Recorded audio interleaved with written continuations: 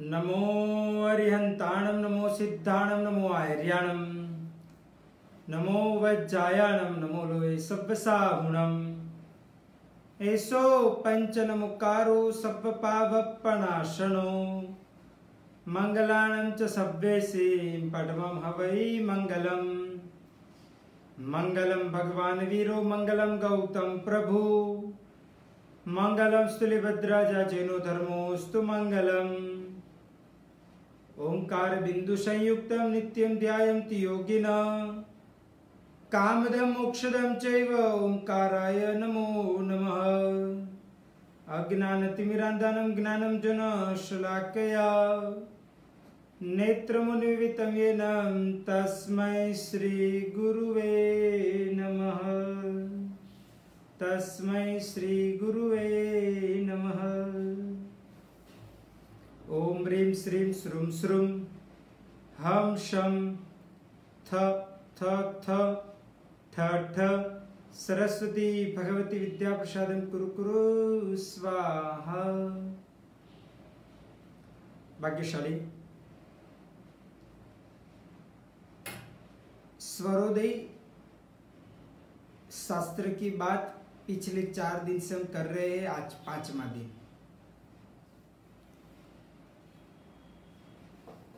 हमने पिछले 4 दिन से ये बात जरूर देखी है और समझी है कि 3 प्रकार के स्वर मुख्यत्वे होते हैं और ये 3 प्रकार के स्वर में 5 प्रकार के तत्व होते हैं, यानी कि चंद्र स्वर और सूर्य स्वर, अर्थात इंगला नाड़ी और पिंगला नाड़ी। इन दोनों में 5 तत्व जैसे कि पृथ्वी तत्व, जल तत्व, अग्नि तत्व, वायु तत्व और आकाश तत्व, यह 5 तत्व होने का प्रयत्न होता है। हमने कल देखा था कि इंगला नाड़ी, पिंगला नाड़ी और सुषुम्ना नाड़ी, यानी कि चंद्र नाड़ी, सूर्य नाड़ी और सुषुम्ना नाड़ी में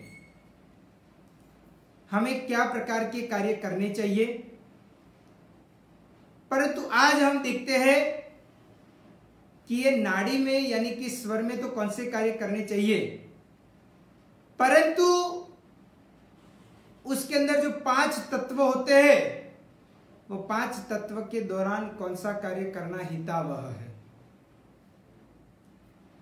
तो सबसे पहले नंबर के अंदर हम देखते हैं पृथ्वी तत्व। कोई भी प्रकार का स्वर चलता हो परंतु उसमें अगर पृथ्वी तत्व है तो पृथ्वी तत्व के दौरान विचार प्रधानता, यानी कि विचार आदि वगैरह करना, कोई भी शुभ कार्य करना उसका विचार आप कर सकते हो। उसके अलावा कोई स्थिर कार्य करना हो और पृथ्वी तत्व में चंद्रस्वर चलता हो तो वो बहुत सफलदायक और शुभ माना जाता है। जल तत्व, उसमें कहा गया है कि जिसमें चर कार्य करने हो, जिसमें चर कार्य का शुभारंभ करना हो, वो कार्य जिसमें हमें बहुत शीघ्रता से वो कार्य के अंदर हमें अपने जीवन काल में सफलता प्राप्त करनी हो, विजय प्राप्त करना हो, तो उसके लिए यह जल तत्व हमारे जीवन काल के अंदर होना जरूरी है। और वो जब आता है तब हमें इस प्रकार के कार्य करते तो विजय प्राप्त होता है। तीसरे नंबर में है अग्नि तत्व, जिसको दूसरे नाम से तेजस तत्व भी बोला जाता है। अग्नि तत्व में जो परिश्रम वाले, सखत परिश्रम वाला जो कार्य हो और वैसा जो कार्य होता है जो एकदम हार्डली होता है, वैसे कार्य सिद्ध करने के लिए कहा जाता है कि अग्नि तत्व में वैसे कार्य करने चाहिए तो वो आराम पूर्ण तरीके से सफलता मिल सकता है। वायु तत्व यानी कि किसी को डांटना हो, किसी को समझाना हो, किसी को योग्य मार्गदर्शन देना हो, किसी को समझाने का प्रयत्न करना हो, किसी को बारी बारी से समझाने के बाद में भी वो सुधरता नहीं है तो उनको कोई सख्त शब्द के अंदर कहना हो, उस सभी का मुख्य कारण यही है कि वो आराम से समझ जाए और सुधर जाए। तो उस कारण से ऐसी हित की भावना के द्वारा इस प्रकार अगर कहना हो तो वो वायु तत्व के अंदर अगर हम कहते हैं तो वो कार्य हमारा सफल होता है और सामने वाले का परिवर्तन भी हो सकता है। इस कारण से वायु तत्व ऐसा माना जाता है। 5वां नंबर का एक तत्व है वो आकाश तत्व। आकाश तत्व में विशेष तरीके से जो कार्य हमें धर्म के लिए करना हो, धर्म कार्य के लिए करना हो, जो कार्य करते हुए हमारा विद्या अभ्यास आदि वगैरह दृढ़ बने, आगे हम बढ़ पाए, इस प्रकार से करना हो तो उसके लिए आकाश तत्व बहुत जरूरी बोला जाता है। कोई विशेष प्रकार की कलाओं का ज्ञान भी प्राप्त करना हो, कोई आध्यात्मिक दुनिया के अंदर प्रवेश करना हो, कोई प्राणायाम या तो ऐसे तत्व की कोई विशेष माहिती प्राप्त करनी हो तो उसके लिए भी आकाश तत्व बहुत इंपॉर्टेंट और मायने रखने वाला बोला जाता है। तो भाग्यशाली आज हमने ऐसे प्रकार के ये तत्वों के कार्य देखा। ऐसा कहा जाता है कि सौम्य स्वर जो चंद्र स्वर माना जाता है, यानी कि चंद्र स्वर के अंदर सौम्य कार्य जो शांतिपूर्ण तरीके से सरलता से होते वैसे कार्य करने चाहिए। सूर्य स्वर के अंदर जो एक प्रकार से क्रूरता हो या तो फिर कोई हार्ड कार्य हो, वैसे कार्य सूर्य स्वर के अंदर करना हितावह माना जाता है। भाग्यशाली ऐसा कहा गया है कि चंद्र स्वर और पृथ्वी तत्व दोनों मिले तो कार्य के अंदर सफलता जरूर प्रदान होती है। सूर्य स्वर और अग्नि तत्व मिले तो वो दोनों की सहायता से आपका कार्य सरलता से परिपूर्ण हो सकता है। अभी मैं और भी एक बात का विवरण आपको करने के लिए जा रहा हूं। कहा जाता है कि एक वीक में यानी कि एक हफ्ते में 7 वार होते हैं। वो 7 वार और स्वर का भी कुछ संबंध है। 12 प्रकार की राशियां होती है, उसका और स्वर का भी कुछ संबंध है। तो भाग्यशाली कहा जाता है कि 7 वार यानी कि रविवार, मंगलवार और शनिवार, ये 3 वार सूर्य स्वर के लिए माना जाता है। यानी कि ये दिनों के अंदर विशेष सूर्य स्वर हमारा चलता है तो वो शुभ माना जाता है। और बाकी के 4 वार यानी कि सोमवार, बुधवार, गुरुवार और शुक्रवार, ये 4 वार चंद्र स्वर के लिए कहा गया है। तो ये दिनों के अंदर सूर्योदय के वक्त सोमवार, बुधवार, गुरुवार और शुक्रवार को सूर्योदय को चंद्र स्वर चले, यानी कि डाबे वाले नाक में से ज्यादा प्रवाह बाहर निकले। रविवार, मंगलवार और शनिवार को सूर्य स्वर यानी कि जिमने वाले नाक में से ज्यादा हवा बाहर निकले तो वो एक प्रकार से अच्छा और शुभ दिन जाने बोला जाता है। अभी राशि और स्वर का संबंध देखते हैं। कहा गया है कि सबसे पहले सूर्य स्वर देखते हैं। तो जो राशि जैसे कि मेष राशि, चौथे नंबर की कर्क राशि, 7वें नंबर की तुला राशि और 10वें नंबर की मकर राशि, यानी कि मेष, कर्क, तुला और मकर, ये चर राशि वाले जितनी भी 4 राशि है वो सभी सूर्य स्वर की मानी जाती है।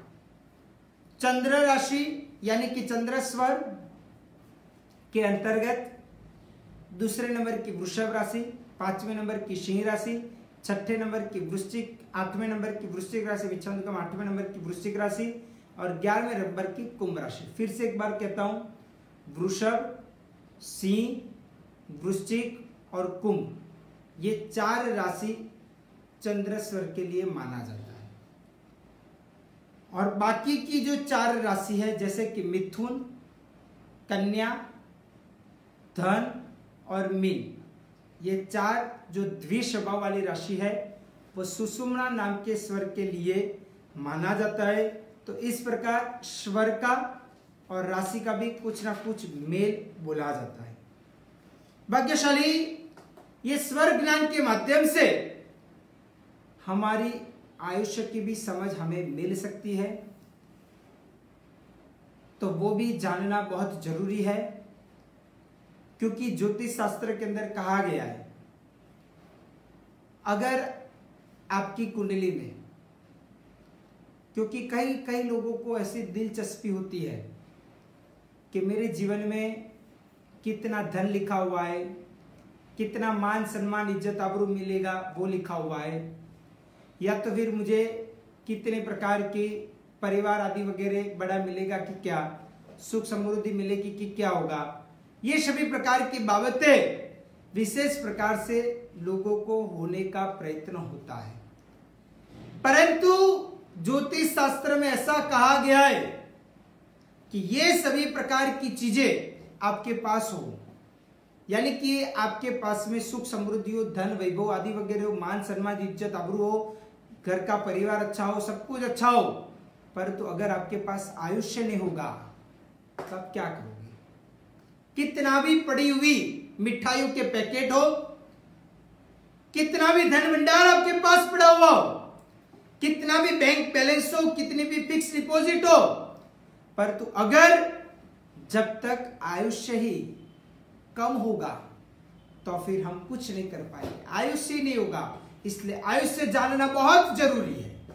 तो चलो मैं आज आपको स्वर के माध्यम से आयुष्य की जानकारी देता हूं। ऐसा कहा गया है कि जिस व्यक्ति को अपने शरीर में 8 प्रहर तक, यानी कि 24 घंटे तक सूर्य स्वर अगर चलता है, यानी कि जिम्ना नाक में से हवा बाहर निकलता है और उसमें भी विशेष वायु तत्व ही गतिमान रहता है, तो उन भाग्यशाली का 3 साल के अंदर मृत्यु आ सकता है। भाग्यशाली, ये मैं कोई डराने की बात नहीं कर रहा हूं, परंतु ये ज्ञान लेना जरूरी है। क्योंकि कब यमराजा आएंगे और कब हमारा आयुष्य परिपूर्ण हो जाएगा, काल का कौलिया यानी कि काल के मुख में हम चले जाएंगे तो कुछ पता नहीं चलेगा। इससे अच्छा ये सभी जानकारी होगी तो हमें धर्म करने का मन होगा। हमें होगा कि चलो जितना भी समय बाकी है उतने समय में हम अधिक से अधिक धर्म करने का लें। क्योंकि आज के जमाने के अनुसार भी आप देखते ही हो कि आपके पास कितना भी पैसा हो, आपके पास कितनी भी शक्ति हो, आपकी कितनी भी बड़ी बड़ी पहचानें हो, परंतु आज के जमाने के अंदर कुछ भी चलता नहीं है। मात्र के मात्र एक धर्म ही चलता है। परमात्मा के और देवगुरु धर्म के आशीर्वाद है, वही व्यक्ति अपने जीवन काल के अंदर आगे बढ़ सकता है। बाकी तो भाग्यशाली पसीना निकालने वाले तो मजदूर भी होते हैं, परंतु क्या वो मालिक से अधिक कमाई कर सकते हैं? बिल्कुल नहीं। परंतु इन सभी के लिए भाग्य होना चाहिए, नसीब होना चाहिए, और भाग्य और नसीब बनता है तो मात्र की मात्र धर्म के प्रताप के कारण। तो भाग्यशाली हमें ऐसी प्रकार की धर्म करने का अवसर मिले, इस कारण से ही ये मेरा चलाने का तात्पर्य मुख्य तरीके से है कि अगर हमारा आयुष्य हमें पता चलेगा कि करीब इतना ही बाकी है, तो फिर हम अधिक से अधिक आयुष्य धर्म करने के लिए जुड़ेंगे। परंतु कई लोगों को होता है कि अभी तो काफी आयुष्य है, अभी तो जवानी का जोर चल रहा है, भविष्य काल में बाद में यही करना है, जब वृद्ध हो जाएंगे तब धर्म ही करना है। उन भाग्यशाली को विशेष पता चले, बुद्धि ठिकाने के ऊपर लगे, धर्म करने का मन हुए। इस कारण से मुख्यत्वे तरीके से मैं आपको ये बात समझाने का प्रयत्न कर रहा हूं। जिन भाग्यशाली को 16 प्रहर तक यानी कि 48 घंटे तक करीब 2 दिन संपूर्ण सूर्य स्वर चलता है, तो समझ लेना कि उनका आयुष्य 1 या तो 2 साल तक ही है, यानी कि बाद में उनको अपना जीवन काल के अंदर ये शरीर छोड़ते हुए जाना है। मालूम नहीं कौन सी गति के अंदर वो चले जाएंगे, जैसे उन्होंने करनी की होगी वैसा ही आने वाला भोग उनको मिल सकता है। अगर समझ लो कि 3 दिन तक ये लगातार सूर्य स्वर चलता है, तो समझ लेना कि आपका आयुष्य अभी 6 महीने का ही कुछ बचा कुचा हुआ है। अगर 16 दिन तक आपको सूर्य स्वर लगातार चलता है, चंद्र स्वर बिल्कुल भी नहीं है, तो याद रखना आपका 1 महीने के अंदर मृत्यु आ सकता है। अगर 1 महीने तक आपको सूर्य स्वर चलता है तो आपको 1 दिन में मृत्यु आएगा, यानी कि अभी आपके मृत्यु के दिन बहुत नजदीक में है। सूर्य चंद्र या तो सुषुम्ना स्वर कोई ना कोई चलता रहता हो, परंतु क्रमशः चलता हो, तो समझ लेना, यानी कि व्यवस्थित पने से ढंग से क्रमबद्ध तरीके से चलता हो, तो फिर आपका आयुष्य काफी है। आप अभी भी अधिक से अधिक धर्म करते हुए मोक्ष तरफ की गति प्राप्त कर सकते हो, यानी कि आपका एक प्रकार का ऊर्ध्वगमन, एक प्रकार से आत्महित की भावना रखते हो, आत्म कल्याण के, और आप बढ़ सकते हो। अगर समझ लो कि 4 दिन तक यह सुषुम्ना स्वर चलता रहता हो, तो आपका 6 महीने के अंदर भी मृत्यु आ सकता है। अगर ऐसा कहा गया है कि 3 अहोरात्र तक, यानी कि 3 दिन संपूर्ण दिन और रात, तीनों 3 दिन और रात अगर सुषुम्ना नाड़ी चलती हो, यानी कि दोनों नाक में से एक जैसा हवा बाहर निकलता हो, तो समझ लेना कि 1 साल के अंदर आपका मृत्यु आ सकता है। ऐसी प्रकार की बात भी इधर बोली गई है। अगर दिन को चंद्रस्वर चले, रात को सूर्य स्वर चले, इस प्रकार अहोरात्र, अहो यानी कि दिन और रात्रि मतलब कि रात, इस प्रकार चलता रहे, तो आपकी आयुष्य की वृद्धि हो सकती है। आयुष्य की वृद्धि होना यानी कि आयुष्य बढ़ेगा नहीं, पर तो अभी भी आपका आयुष्य अच्छे पने से है, वैसा बोला जाता है। क्योंकि दुनिया के अंदर कुदरत के अनुसार जो भी कार्य घटता है उसका कोई ना कोई कारण होता है। हमें पहले से कोई संकेत मिलता है, उसके आधार के ऊपर ही वो कार्य चलता रहता है। ऐसा नहीं है कि अचानक ही कुछ कार्य हो जाए, वैसा कभी भी नहीं होता है। कुछ ना कुछ कार्य होता है, उसके पहले कोई संकेत आता है। तो ये सभी प्रकार की बाबतें एक संकेत के स्वरूप के अंदर है। अगर संकेत हमें पता चल गया तो हम भी हमारा आत्म उत्थान और आत्म कल्याण की भावना कर सकते हैं।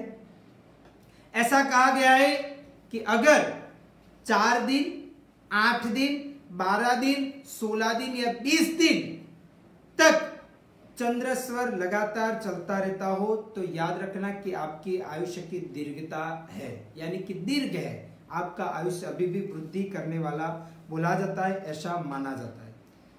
माक्षर महीना हो और माक्षर महीने के शुक्ल पक्ष के एकम से बराबर 5 दिन तक लगातार अगर समझ लो कि आपको कोई भी एक ही स्वर चलता रहता हो तो समझ लेना कि आपका अभी 18 साल का ही आयुष्य बचा है, ऐसा भी शास्त्र के अंदर लिखा हुआ है। अगर समझ लो कि आसोज मास हो और आसोज मास के अंतर्गत सुद एकम से 5 दिन तक कोई भी एक ही नाड़ी, चाहे वो चंद्र हो, सूर्य हो या सुषुम्ना नाड़ी, वो लगातार 5 दिन तक चलता हो तो सिर्फ आपका 15 साल का ही आयुष्य अभी बचा कुचा हुआ है, ऐसा कहा जाता है। ज्येष्ठ मास यानी कि जेठ महीना शुक्ल पक्ष एकम से 10 दिन तक एक ही नाड़ी में से श्वासोश्वास आपका चलता रहता हो तब वो व्यक्ति की आवर्दा यानी कि आयुष्य 9 साल का ही अभी बच्चा है, वैसा माना जाता है। श्रावण महीने की शुरुआत से यानी कि शुक्ल पक्ष के एकम से 5 दिन तक कोई भी एक नाड़ी अगर आपकी चलती रहती हो तो वो व्यक्ति का आयुष्य 12 साल तक है, वैसा माना जाता है। महा महीने के शुक्ल पक्ष एकम से 5 दिन तक अगर समझ लो कि एक ही नाड़ी, कोई भी एक नाड़ी आपकी लगातार चालू रहती है तो आपका आयुष्य कुछ 3 साल का ही अभी बचा कुचा हुआ है, वैसा माना जाता है। भाग्यशाली इस प्रकार अपने जीवन काल के अंदर आयुष्य की विशेष प्रकार की बातें बताई गई है। ये तो मैंने आपको थोड़ी बहुत बताई है, ऐसा तो बहुत कुछ स्वर ज्ञान के अंदर बताया गया है।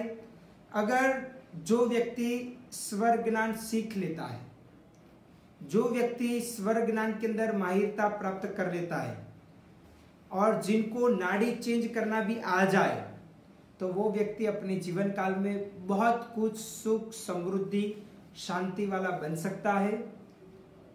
दूसरी बात यह है कि हमारे जय शासन में, जय शासन के इतिहास को अगर टटोलने का प्रयत्न करें तो जैनाचार्य हरिभद्र सुरीश्वर जी, कलिकाल सर्वज्ञ हेमचंद्र सुरीश्वर जी, आर्य रक्षित सुरीश्वर जी, उसके अलावा खतरगच के दादा गुरुदेव जिंदत सुरीश्वर जी, हीर सुरीश्वर जी, पार्श्वचंद्र सुरीश्वर जी, आनंदगंज जी और चिदानंद जी महाराज, ऐसे अनेक महापुरुषों ने, अनेक आचार्य भगवत ने, पन्यासी भगवत ने, उपाध्याय भगवत ने और मुनि भगवत ने इस प्रकार स्वर का ज्ञान प्राप्त करते हुए अपने जीवन काल में जैन शासन को एक प्रकार से 4 चांद लगाने का प्रयत्न किया है। भाग्यशाली इसलिए यह स्वर ज्ञान जैन शासन का, जैन दर्शन का एक अभिन्न अंग है। यह स्वर ज्ञान से हमें सचोट तरीके से माहिती मिल सकती है कि भविष्य में क्या हो सकता है, उसकी बाबतों का विवरण हमें इस प्रकार जानने का प्रयत्न हो सकता है। अभी भाग्यशाली हम देखते हैं वृश्चिक राशि वाले जिनके नाम के अक्षर है न और य के ऊपर से उनका नाम अगर हो या तो फिर जन्म कुंडली में, क्योंकि कई कई लोगों का नाम कुछ अलग होता है और उनकी राशि कुछ अलग होती है, तो जन्म कुंडली में 8 नंबर के अंदर चंद्र अगर पड़ा हुआ हो तो उनकी राशि वृश्चिक बोली जाती है। तो वृश्चिक राशि वाले का कल हमने थोड़ा सा फलादेश किया था सामान्यतः, अभी आज सामान्यतः थोड़ा फलादेश आज भी करते हैं। तो कहा गया है कि वृश्चिक राशि वाले व्यक्ति कभी भी जल्द से हार कभी भी स्वीकार नहीं कर सकते। वृश्चिक राशि वाले व्यक्ति कई कई बार विश्वासघात भी करने का प्रयत्न हो सकता है। उनके जीवन काल के अंदर विश्वासघात भी कई कई बार, उनकी इच्छा ही नहीं होती विश्वासघात करने की, परंतु ऐसी पोजीशन आ जाती है कि वो व्यक्ति भी सामने वाले का विश्वास का घात भी कई कई बार वो कर बैठता है। वृश्चिक राशि वाले व्यक्ति होशियार होता है, चालाक होता है, चतुर होता है और उसके साथ विघ्न संतोषी भी होता है। वो सोचता है कि मेरा काम सरलता से हो जाना चाहिए, परंतु अगर सामने वाले का कार्य बिगड़ता है तो उनको अधिक से अधिक आनंद आता है। वो बिगाड़ने के लिए कुछ ना कुछ उंगली करने का भी प्रयत्न कर सकते हैं। वृश्चिक राशि वाले व्यक्ति हर तरीके से अपने जीवन काल में निपुण होते हैं। वो कई सारे दुश्मनों के सामने भी ऐसा दुश्मनों को, शत्रुओं को पॉइजन देते हुए भी अपना कार्य निकालने का प्रयत्न कर सकते हैं। ऐसे प्रकार के वृश्चिक राशि वाले व्यक्ति योजनाबद्ध तरीके से चलते हैं, यानी कि स्टेप बाय स्टेप एक एक कार्य करने का उनका मन के अंदर पूरी योजना होती है और योजना के अनुसार वो चलने का प्रयत्न करते हैं और योजना तरीके से वो चलते हैं। इस कारण से वो अपने जीवन काल में सफल भी होते हैं। यह वृश्चिक राशि वाले व्यक्ति दिन रात एक करते हुए भी कार्य करने का प्रयत्न करते हैं, यानी कि उन्होंने एक बार ठान लिया कि यह कार्य मुझे करना है, तो वो कार्य करने के लिए रात को भी वो दिन बनाते हुए भी, जगते हुए भी कार्य जरूर करता है और सफलता हासिल करके ही बैठता है। वैसे वो हठ योगी की समान वो वृश्चिक राशि वाले व्यक्ति होते हैं। वृश्चिक राशि वाले व्यक्ति ऐसा कहा जाता है कि वो अपना कार्य सरलता से कर देता है, परंतु दूसरे का जो कार्य होता है वो कई कई बार बिगाड़ने का भी वो प्रयत्न करता है। वृश्चिक राशि वाले व्यक्ति कई कई बार उनके जबान के ऊपर कड़वास के कारण कुटुंब के अंदर कई कई प्रकार की तकलीफें भी भोगने का प्रयत्न करता है। वृश्चिक राशि वाले व्यक्ति को पहले साल, जन्म के तीसरे साल, 5वें साल अनेक प्रकार की पीड़ा हो सकती है। वृश्चिक राशि वाले व्यक्ति को जीवन में जलने का, यानी कि कोई अग्नि का भय हुए, वैसा भी हो सकता है। उनका 15वां और 25वां जन्म का साल विशेष जाता है और 35वें साल के ऊपर उनको कई कई बार आंख की तकलीफ या तो आंख की पीड़ा आदि वगैरह आ सकती है। वृश्चिक राशि वाले का हृदय बहुत सेंसिटिव होता है, लागणी शबर होता है। वो कई कई बार दूसरे के व्यक्ति को दुखी देखते हुए, भाव में आते हुए कई बार अश्रु की धारा भी उनके आंखों में से निकल जाती है। कई कई बार ऐसे व्यक्ति दूसरे का दुख देख नहीं सकते और ये वृश्चिक राशि वाले व्यक्ति को कई कई बार आघात भी सहन नहीं हो सकता है, यानी कि उनको जीवन में कोई आघात लग जाए तो वो पूरे आयुष्य जब तक पूरा न हो तब तक वो याद उनको रहने का प्रयत्न होता है। वृश्चिक राशि वाले व्यक्ति के मित्र, फ्रेंड सर्कल वर्ग बहुत विशाल प्रमाण के अंदर होता है और वृश्चिक राशि वाले व्यक्ति सहन शक्ति का उनके अंदर एक अभाव होता है। वो गुस्से के अंदर आ जाते, कई कई बार वो आवेश में भी आ जाते और इस प्रकार से आने के कारण उनके जीवन काल के अंदर कई कई बार मगज की बीमारियां भी आ सकती है। इसलिए उनको ये विशेष ध्यान रखना चाहिए। वृश्चिक राशि वाले व्यक्ति के शरीर में गर्मी के रोग उत्पन्न हो सकते हैं, यानी कि मुंह के ऊपर कोई चाठा हो जाना, शरीर के अंदर कोई चमड़ी आदि वगैरह के अंदर गर्मी के रोग आदि वगैरह उत्पन्न होना, या तो फिर ब्लड प्रेशर यानी कि लोही का दबान, खून का दबान आना यानी कि ब्लड प्रेशर होना, पैर के तलिए आदि वगैरह के अंदर भी तकलीफ आ सकती है, गुप्त अंग के ऊपर भी तकलीफ आ सकती है और उसके कारण भी, ये पीड़ाओं के कारण भी कई बार ऑपरेशन करवाने के दिन भी आ सकते हैं। इस प्रकार वृश्चिक राशि वाले का सामान्यतः फलादेश है। कोई कारण से उनकी कुंडली में कोई शुभ ग्रह या तो फिर कोई मित्र क्षत्रि आदि वगैरह कोई ना कोई ग्रह की असर होती है, दृष्टि आदि वगैरह होती है, तो कोई कारण से उनका फलादेश चेंज भी हो सकता है, परंतु जनरली सामान्य तरीके से उनका फलादेश यही माना जाता है। और इस प्रकार आज इधर तक हम रखते हैं। वितराग की आज्ञा विरुद्ध कुछ भी बुलाओ तो मिच्छामि दुक्कडम। सर्वमंगल मांगल्यम सर्व कल्याण कारणम प्रधानम सर्वधर्माणाम जैनम जयति शासनम।